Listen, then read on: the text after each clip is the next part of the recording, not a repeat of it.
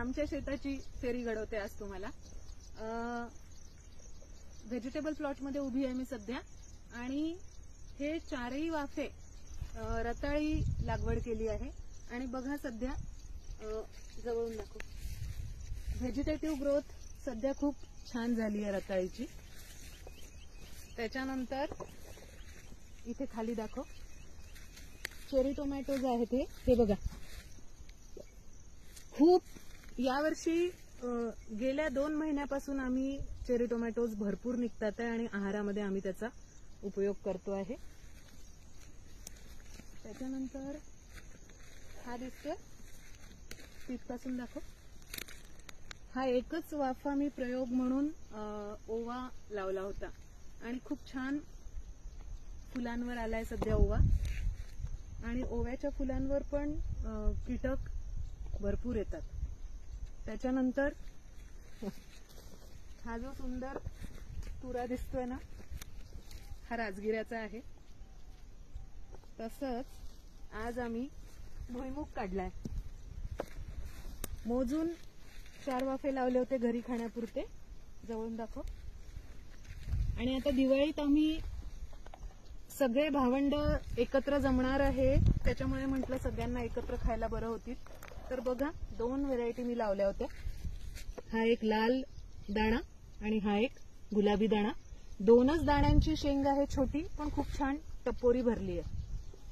Pause करून टाक. केलं सुरू. ही बघा, मी सहजा सीड्स कडून सूरजमुखी चिली म्हणून मिरचीचं बी घेतलं होतं बीजोत्सवात. जवळून दाखव. जवळ किती सुंदर पिवळ्या रंगाच्या मिरच्या आहेत. याला हिरव्या मिरच्या धरतच नाहीत, पिवळ्या धरतात आणि आता पक्व व्हायला पण आल्या आहेत. पॉज कर. पॉज.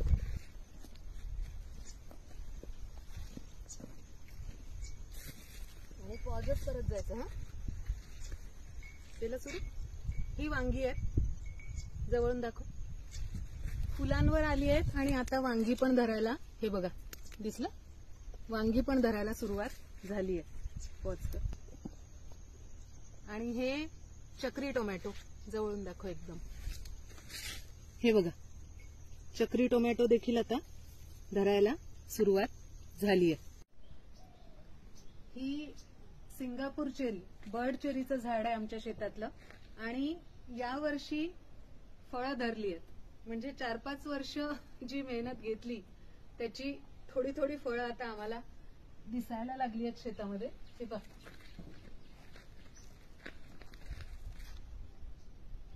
आणि पक्ष्यांचं खूप आवडतं आहे हे झाड. पक्ष्यांची वर्दळ असते या झाडावर. पॉज कर.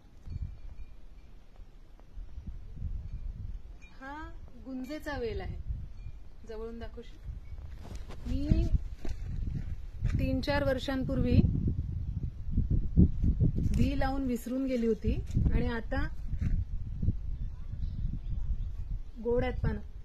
आता जेव्हा हा भाग स्वच्छ केला तेव्हा या वेलाकडे लक्ष गेलं आणि छान छान रुजलाय आता गुंजेचा वेल. पॉज.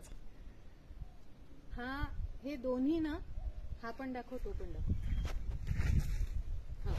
हे दोन्ही गांडूळ खताचे बेड आहेत आणि उन्हाळ्यात मी पूर्ण शेतातला पाला पाचोळा, शेण, गोमूत्र सगळं गच्च भरून याच्यावर हळदीच्या कंदांची अक्षय तृतीयेच्या वेळेस लागवड केली होती आणि आता छान झाले आहेत हळदीचे कंद.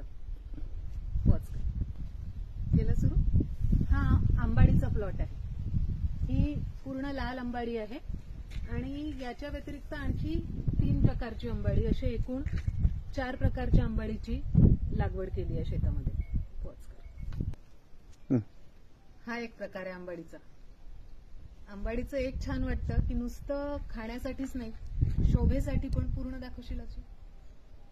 म्हणजे इतकी सुंदर दिसते जेव्हा ही राणी कलरची आंबाडी शेतात फुलते तेव्हा, की बघतच राहावंसं वाटतं. इतका सुंदर रंग आहे याचा. तसंच जलसंधारणासाठी जे पहिल्या वर्षी चर खणले होते ना, त्या चरांमध्ये पण पूर्ण पालापाचोळा भरून हळद लागवड केली आहे. हे बघा, हळदीला इथे दाखव, फुलं पण आली आहेत हळदीला. हे का तर असा प्रत्येक चर हळद लागवड आम्ही केलेली आहे. पॉज कर, सुरू केलं.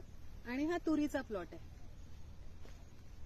आता अजून फुलांवर यायची आहे. साधारण एखादी महिन्यात किंवा 15 दिवसातच मला वाटतं की फुलांवर येईल तूर. आणि 2 छोटे केळीचे घड सुद्धा आज हार्वेस्ट केले आहे. खरं पाहिलं तर आमच्या शेतात केळी जगवणं म्हणजे ज्याला आपण म्हणतो की द्राविडी प्राणायाम आहे. अजिबात अनुकूल नाहीये केळीसाठी ही जागा, पण तरी आम्ही हौशे खातर लावत असतो आणि असं काही ना काही आम्हाला मिळत असतं. आणि ते दाखव तिकडचं, ते एक झाड दाखव, तो कदंब आहे. तेच ते कॉर्नरचं मोठं झाड. तर हा कदंब पण छान वाढी लागलाय. म्हणजे बाकी झाडांच्या तुलनेत काही काही झाडं शेतामध्ये खूप छान वाढली आहेत.